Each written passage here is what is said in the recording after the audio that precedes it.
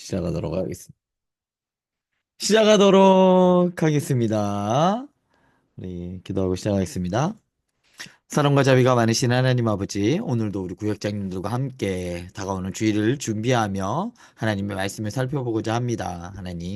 하나님께서 지혜를 주시고 은혜 주셔서 말씀 가운데에서 오늘날 우리에게 말씀하시는 바를 귀 기울이게 하시고 깨닫게 해주시고 이 말씀 붙들고 살아가게 하여 주시옵소서. 예수님의 이름으로 기도드립니다. 아멘.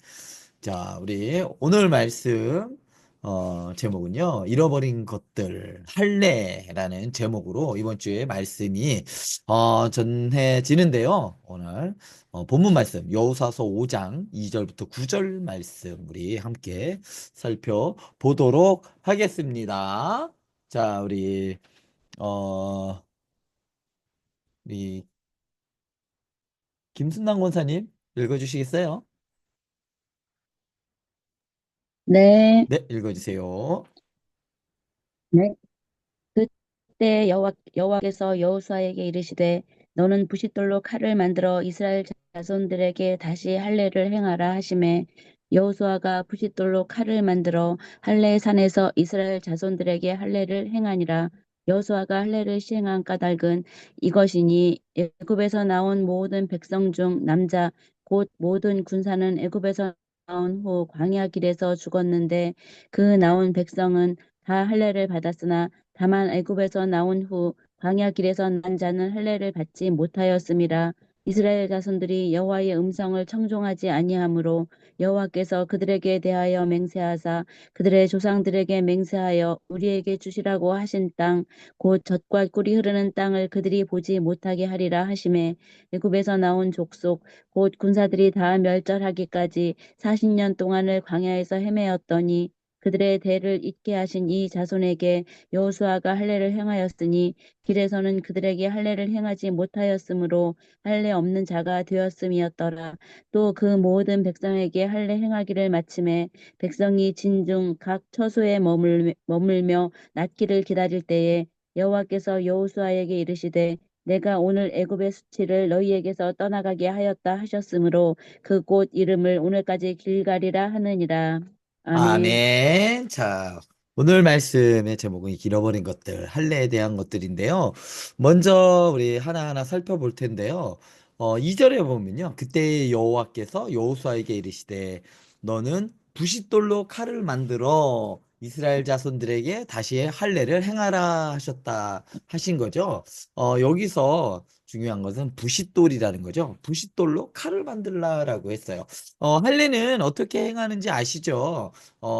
남자의 그 성게 포피를 베는 거예요. 포피를 베는 건데 이 부싯돌로 왜 부싯돌이어야 할까요? 그냥 이 당시에는 청동기 시대거든요. 청동기 시대는 엄연하게 청동기 칼을 만들 수가 있습니다. 그런데 부싯돌로 칼을 만들어서 할례를 행하라라고 했습니다. 여기서 부싯돌은 어떤 돌을 말하냐면요. 어, 이제 돌멩이를 깨뜨린 돌을 말해요. 그러니까 조각난 돌멩이를 말하거든요. 조각난 돌멩이로 할례를 행하는 이유가 무엇일까? 자, 이 부싯돌로 할례를 행하는 장면은요, 이미 이전에 출애굽기에 한번 나옵니다. 출애굽기 4장 25절에 보면요, 십보라가 모세를 위해서 아들에게 할례를 행하죠. 4절에 보면. 그래서 여호와의 사자가 모세를 갑자기 죽이려고 할 때에 십보라가 자기 모세의 아들을 저기 할례를 합니다. 그때 했던 게 부싯돌로 할례를 했다라고 나와요. 4장 25절에 보면 어 그때도 부싯돌로 했고 왜 이때 부싯돌로 했을까요? 왜 부싯돌일까요? 어 부싯돌로 한 이유는요. 어 이 할례라는 것은 하나님과 이스라엘 백성들 간의 언약이죠, 언약. 그런데 그 언약을 맺을 때 인위적인 게 들어가면 안 되는 거예요. 사람의 노동력이나 이런 것들이 들어가면 안 되는 거예요. 그래서 칼이나 이런 것들은 사람이 만든 거잖아요. 그걸로 하면 안 되는 거예요. 그래서 깨뜨린 돌, 그냥 깨진 돌, 그걸로 할례를 하는 거죠. 하나님과 이스라엘 백성들 간의 언약을 부정하지 않는, 사람의 손이 타지 않은 그러한 깨진 돌, 부싯돌로 할례를 하면서 하나님과 언약을 맺었던 겁니다. 그래서 부싯돌로 한 겁니다. 칼로 하지 않고. 자, 그러면 오늘 말씀에서 할례에 대한 이야기예요. 잃어버린 것 무엇이었냐면 할례였습니다. 할례는 최초에 누가 하죠? 최초에 누가 했죠? 아브라함이 처음에 했습니다. 할례를. 그런데 이 할례라는 것이 이스라엘의 이스라엘에서만 행해졌던 것이냐? 아니에요. 사실 요거는요, 이 할례라는 것은요, 고대 팔레스타인 지역이나 그리고 블레셋과 희위족 속 몇몇몇 부족만 빼고 나머지에서 이렇게 대부분 실행됐던 많이 행해졌던 것들 중에 하나가 이 할례입니다. 지금도 이거 아프리카 부족들 중에 가보면요, 할례를 행하는 부족들도 있습니다. 그런데 단지 이스라엘의 할례와 다른 부족들과의 할례의 차이는 뭐냐면 이스라엘 백성들은 이 할례에 종교적인 상징적인 의미를 담았다면 다른 부족들은 그냥 성인으로서 그리고 큰 의미를 두지는 않았어요. 그냥 성인으로서 들어왔을 때 행해지는 것. 그 정도까지만 의미를 뒀지 이스라엘 백성들은 하나님의 언약의 백성으로 이렇게 들어오지는 이런 의미로 사용됐고 다른 사람들은 다른 부족들은 그런 의미로 사용되지 않았죠. 같은 거지만 전혀 다른 의미로 사용됐어요. 왜 하나님께서 그렇게 사용하셨을까? 왜 다른 사람들, 다른 부족에서도 행하고 있는 것을 이렇게 하나님께서는 할례를 이렇게 하라고 하셨을까? 이것은 마치 제사의 영역도 마찬가지예요. 전에도 한번 말씀드렸듯이 이스라엘 백성이 드릴 때 하나님께 제사 드릴 때의 제단과 다른 부족들이 우상에게 드릴 때의 제단의 모양이요. 큰 테두리 안에서는 유사점이 상당히 많습니다. 하나님께서 이스라엘 백성들에게 그 제사라는 걸 가리키고 할 때에는 전혀 새로운 것을 사용하시지 않고 이스라엘 백성들이 알고 있는 것들을 사용하셨다라는 거예요. 다른 이방 신들에게 제사하는 그것을 그 방법을 하나님께서 사용하셔서 이스라엘 백성들도 하나님께 섬기게끔 하셨다라는 거죠. 전혀 생소한 것들로 하지 않으셨어요. 왜냐하면 사람들을 눈높이로 맞춰주신 거예요. 하나님께서 이스라엘 백성들에게. 마찬가지로 이 할례도 다른 민족들이 다 행하고 있었지만 하나님께서 이 방법을 차출하셔서 사용하셔서 아브라함과 언약을 맺으셨죠. 그때 의미를 하나님께서 새로 부여하신 겁니다.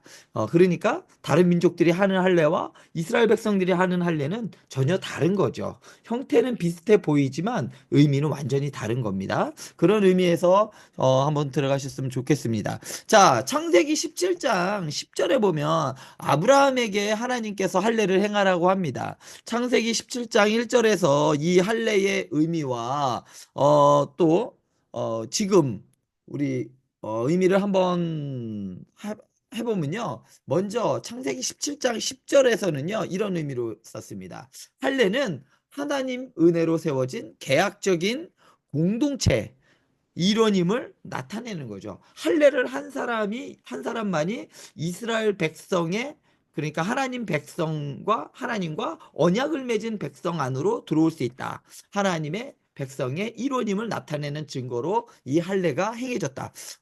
이거는 구약에 한정되어 있는 겁니다. 왜냐하면 하나님께서 하나님의 백성의 증표를 보여주시기 위해서는 이스라엘 백성들에게는 눈에 보이는 것이 필요했습니다. 그래서 할례를 행한 거예요. 그래서 구약에서 이스라엘 백성들은 이 할례를 통해서 이 사람은 우리는 하나님의 백성이야. 이것을 행한 사람들은 하나님의 백성이야라는 것을 보여줄 수 있게 되었던 것이죠. 그 증표로서 사용된 겁니다. 그렇다면 지금도 그렇게 되느냐? 그거는 아닙니다. 이거는 어디까지나 구약에서의 이야기입니다. 또 두 번째로 이 할례는 어떤 의미를 가지고 있느냐? 거룩한 하나님과 거룩하지 않는 인간 사이에 계약 관계를 세우는데 정화의 필요성을 상징한 겁니다. 이 하나님의 부정한 인간과 그리고 어, 성스러운 하나님, 거룩한 하나님과의 관계를 맺으려면 어떻게 해야 되죠? 부정한 인간이 거룩함으로 나아가기 위해서 필요했던 정화의 과정으로서 이 할례가 행해졌다는 겁니다. 이 할례를 행한 사람만이 하나님과 계약을 온전히 맺을 수 있는 거죠. 그러니까 거룩의 단계로 나아갈 수 있는 방법이 이 할례를 행하는 겁니다. 이걸 누가 가르쳐 줬냐? 하나님께서 가르쳐 주신 겁니다. 이렇게 이렇게 하는 자만이 하나님의 백성의 진중에 들어올 수 있다라고 하신 거죠. 이렇게 할례는요, 이스라엘 백성의 정체성을 나타내주는, 하나님의 백성인 이스라엘 백성들의 정체성을 나타내주는 아주 중요한 행사였습니다. 언제 이 할례는 행해졌을까요? 난지 8일 만에 이 할례를 행하게 됐습니다.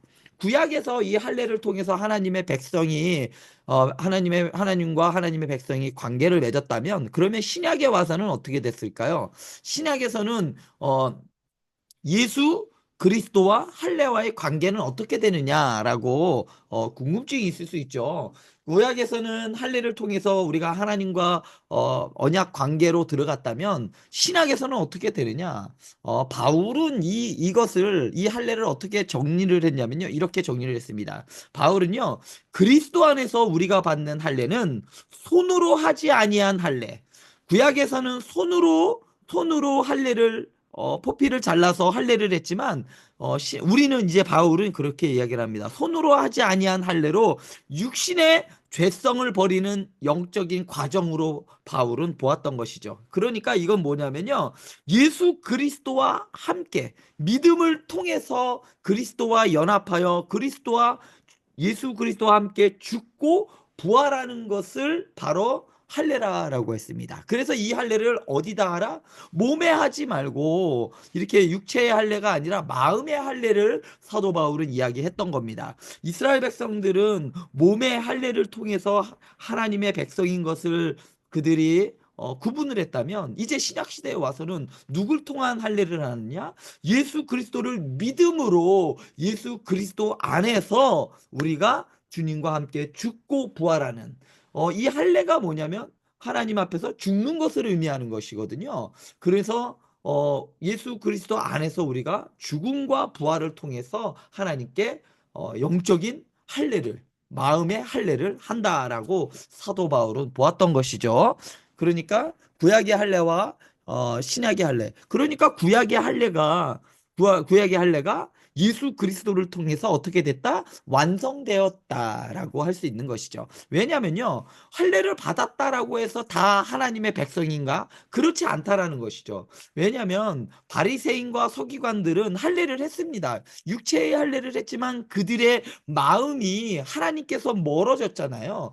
그들의 중심에 하나님을 두지 않았기 때문에 하나님께서 예수님께서는 그들에게 뭐라 그랬어요? 그들은 누구의 자식이다? 어?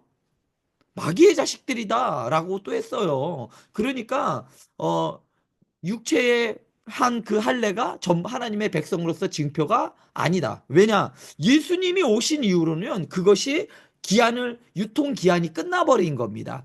예수님이 오심으로 말미암아서 새로운 할례, 마음에 하는 할례가 등장하게 된 거죠. 자, 이렇게 이해하시면 되겠습니다. 그렇다면 이제 오늘 본문 말씀을 보면요, 이스라엘 백성들이 요단강을 건넜어요.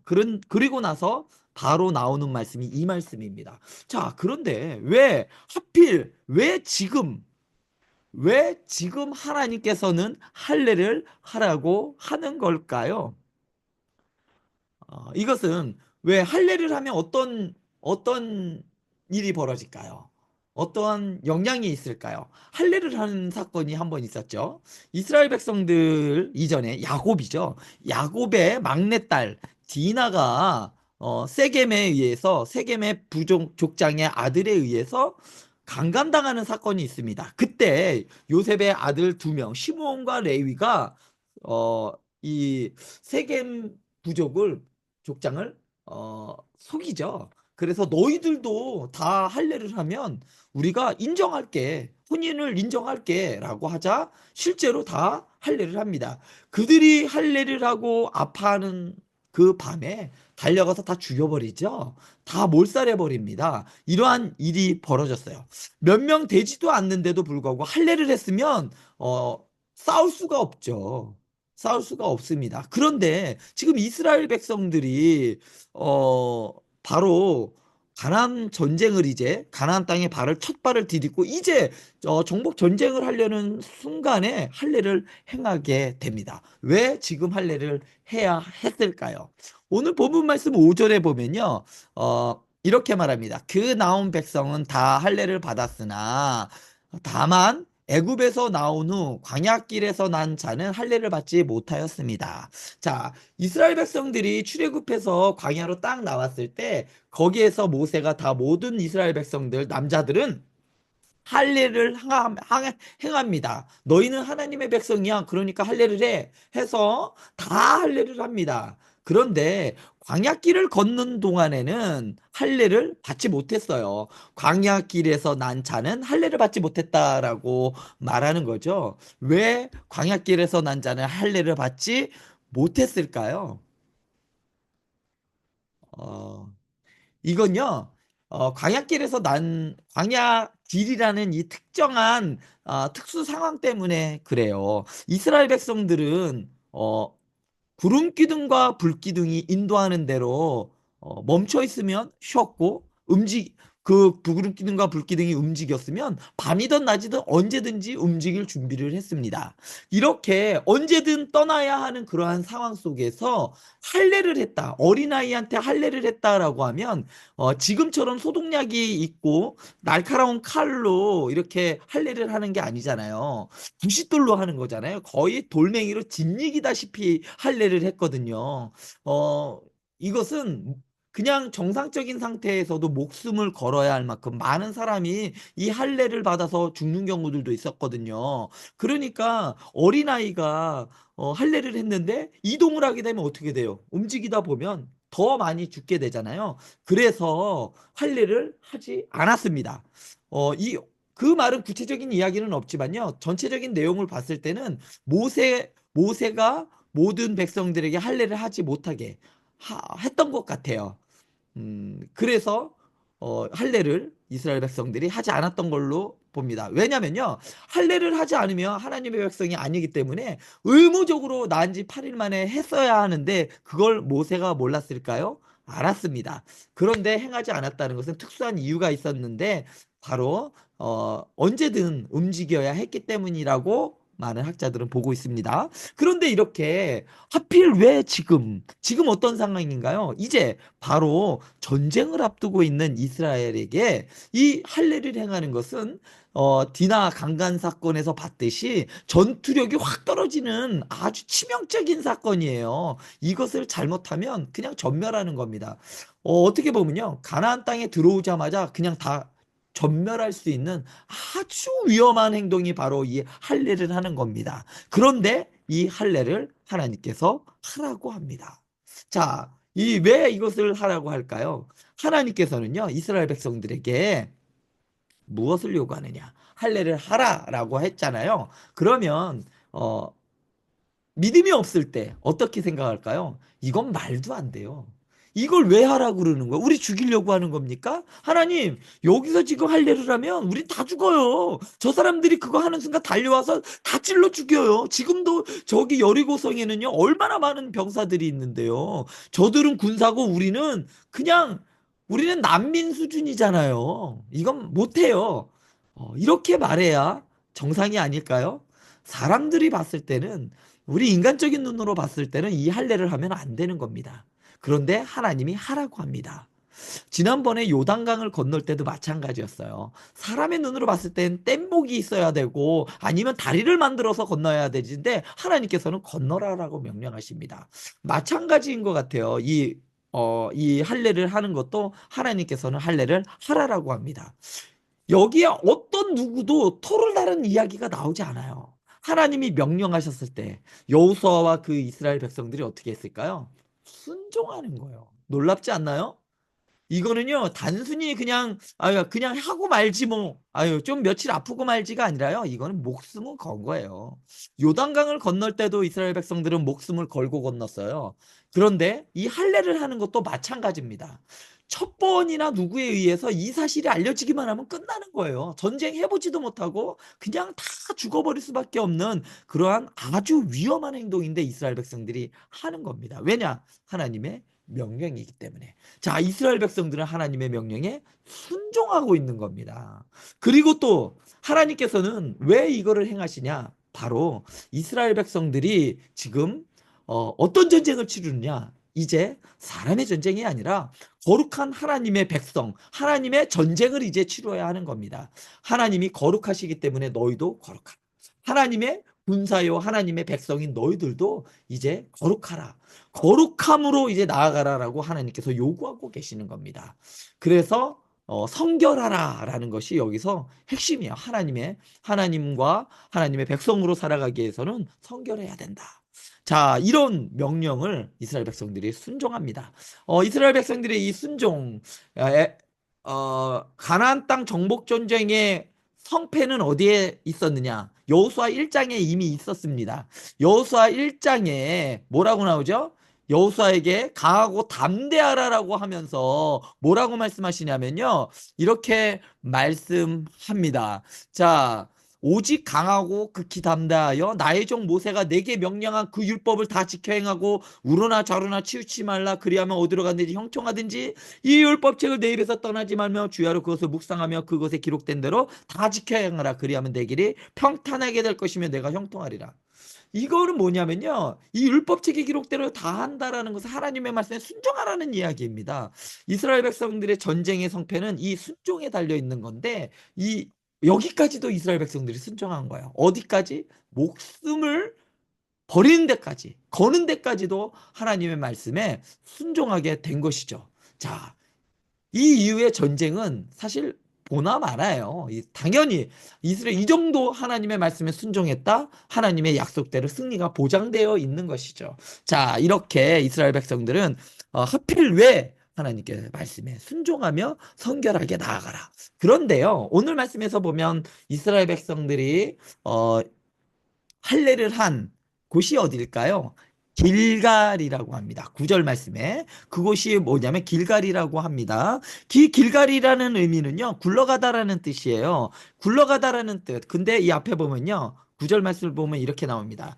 여호와께서 여호수아에게 이르시되 내가 오늘 애굽의 수치를 너희에게서 떠나가게 하였다 하셨으므로 그곳 이름을 오늘까지 길갈이라 하느니라. 자, 하나님께서 애굽에서 노예로 그렇게 당했던 수치를 이스라엘 백성들에게 떠나가게 했죠. 굴러가게 했다라는 거예요. 길갈이라는 말이 부르다라는 말이거든요. 여기 그리고 이 길갈에서 뭐를 했죠? 포피를 베어 굴려버렸다라는 의미예요. 그래서 이런 중의적인 의미가 담겨져 있는 겁니다. 이스라엘 백성들이 하나님의 백성이 애굽의 그 이방신들에 잡혀서 그곳에서 노예 생활했던 그 수치를 하나님께서 떠나가게 하셨다라는 의미로서 길갈이라고 했습니다. 자, 그러면 길갈에서 할례를 한 이유가 뭘까요?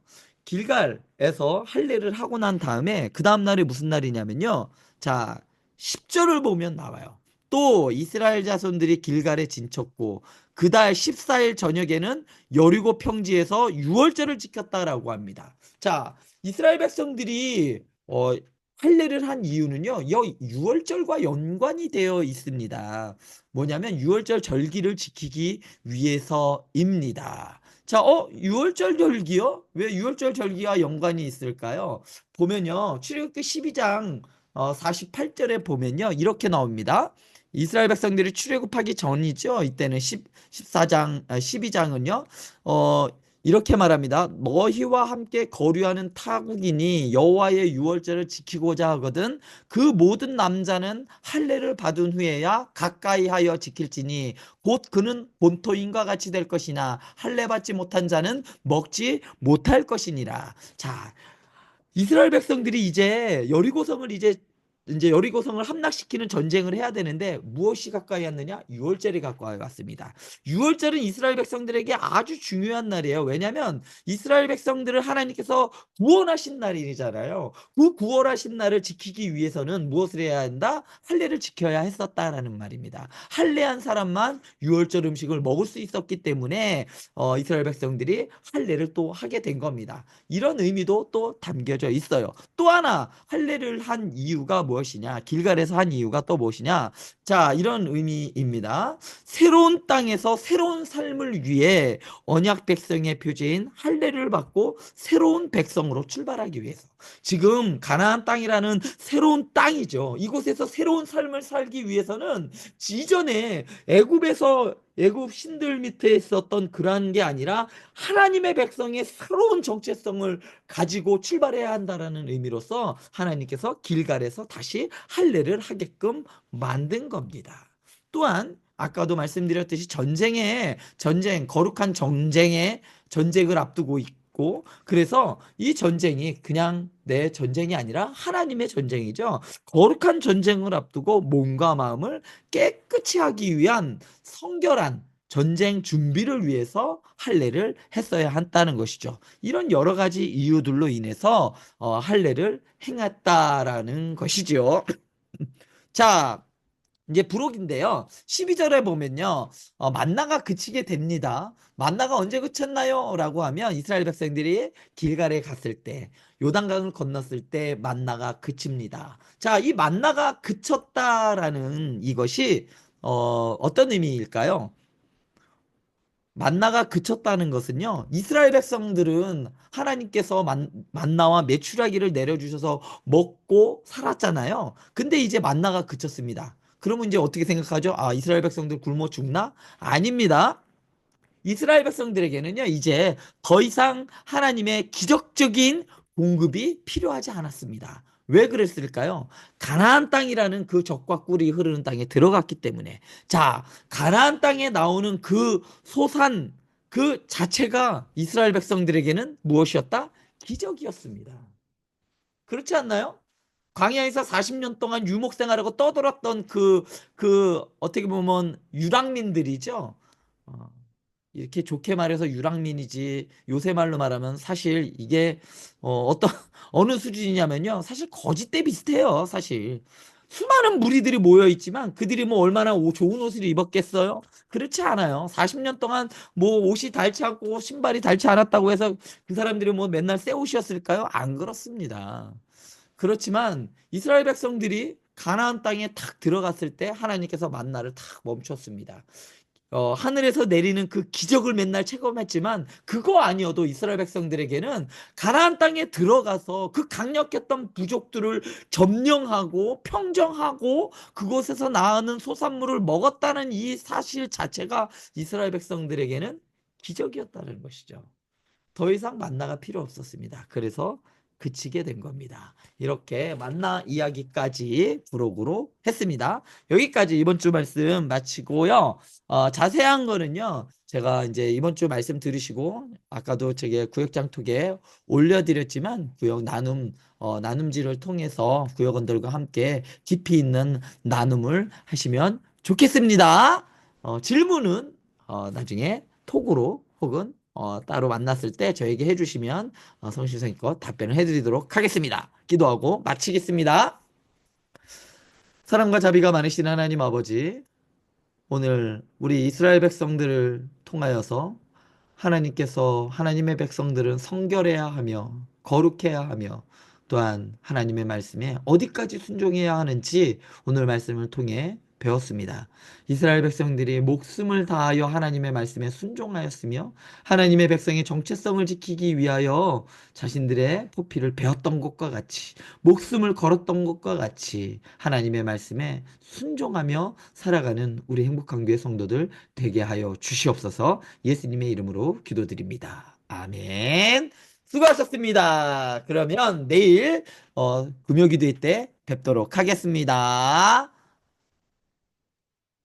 수고하셨습니다. 수고하셨습니다.